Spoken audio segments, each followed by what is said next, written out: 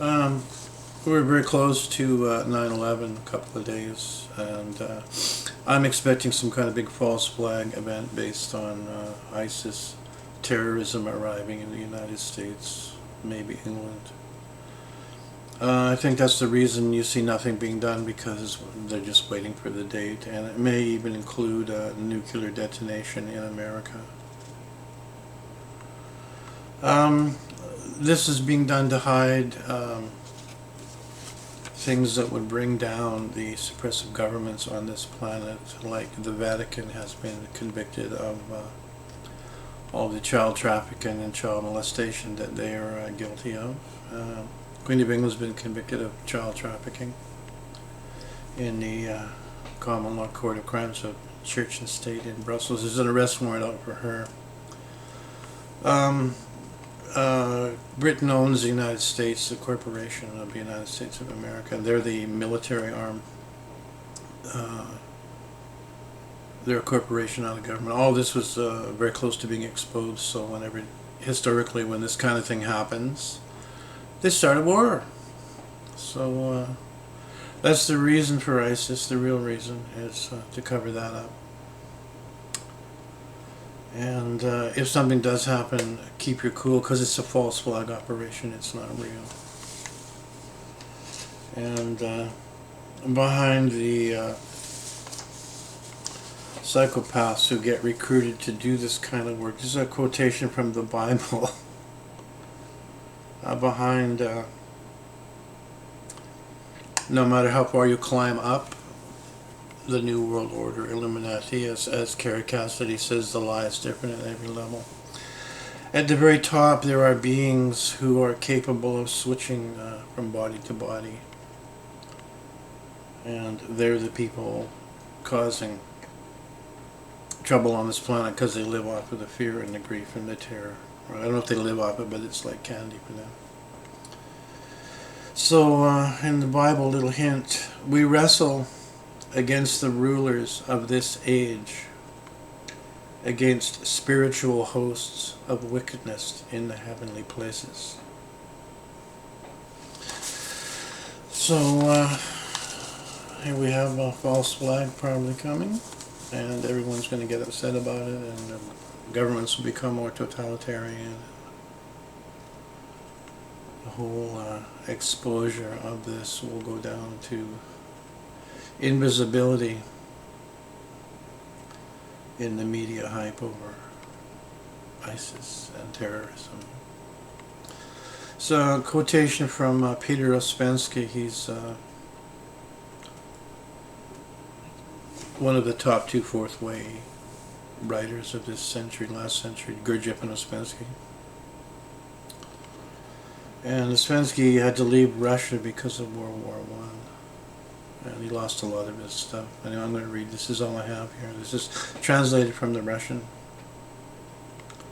And there's a comment in here about countries and what they are as living beings. Ouspensky was deeply marked by the experience of political revolution. The view of history which he expounded was of huge biological machines, nations and states, the big two-dimensional creatures which existed in an unreal world of politics and economics, where everything acts according to one general rule, which can be called the law of opposite aims and results. I understood. We know too much to be able to speak to you on equal terms. We know the true relation of history and words to facts. We know that such words as civilization and culture mean. We know what revolution means, and a socialist state, and winter, and bread, and stove, and soap, and many, many more of the same kind. You have no sort of idea of them.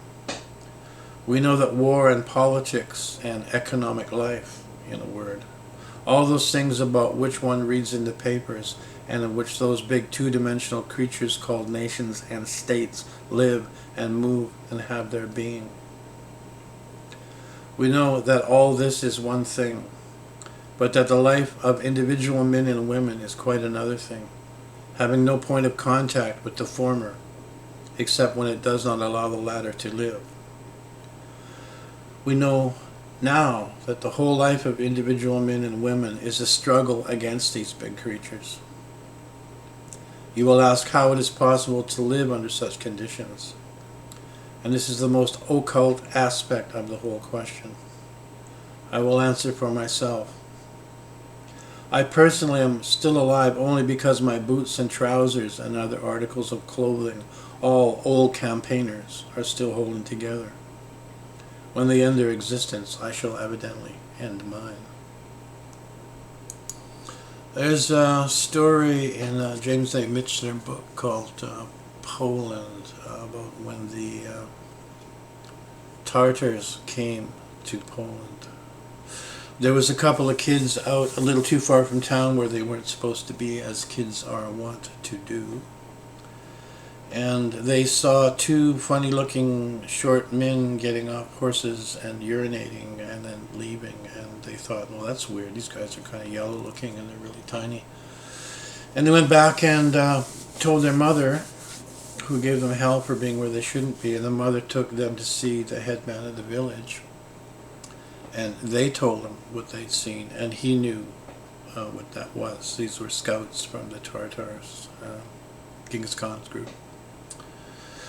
So, having had a warning, they got everyone out of the village except the strong warrior men, and they put ropes, they buried ropes on the main street of the town under the dust, and when the Tartars came crashing in, hoping to set fire to the village and kill everyone, they tripped all the horses. And they had archers ready and they dispatched them. So the villagers won that day.